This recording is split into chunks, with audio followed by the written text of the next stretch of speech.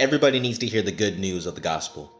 If you stick around for a minute, I'd like to share with you 2 Bible verses, and if you could do me a favor and share this message with a family member or a friend, not only so they hear the gospel, but it pushes this message out. Romans 1:16 and 17. For I am not ashamed of the gospel, because it is the power of God that brings salvation to everyone who believes. First to the Jew, then to the Gentile.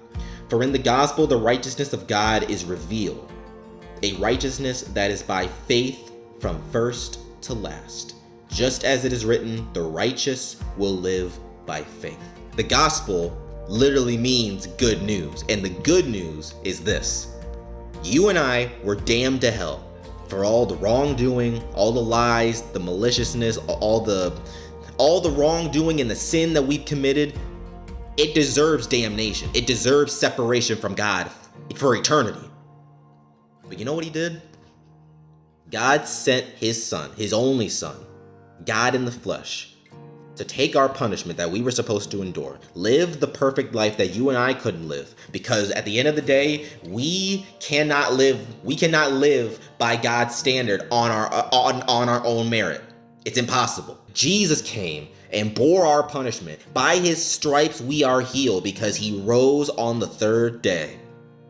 By God's mighty power, he rose on the 3rd day, so that everyone who believes in the Son that was sent receives forgiveness of their sins and receives eternal salvation. Not by our works, not on our merit, but by God's power. Salvation came to fruition.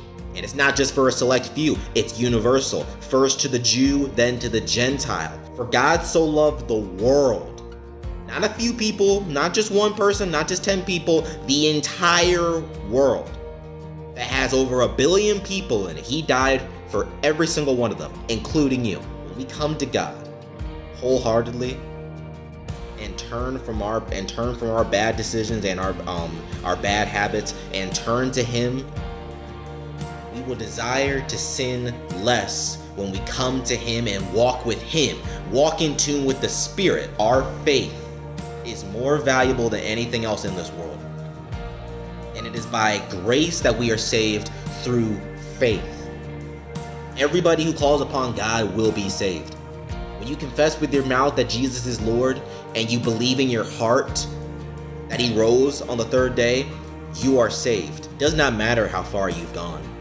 You can still go to God in repentance. Look at Paul, someone who was persecuting the church, and God came to him right then and there. Ultimate transformation. He practically wrote so many letters in the New Testament.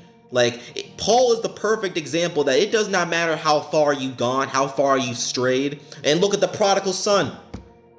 No matter what you've done, no matter how far you've run away, God has his arms like this. As far as the east is from the west, that's how far God has removed our transgressions from us.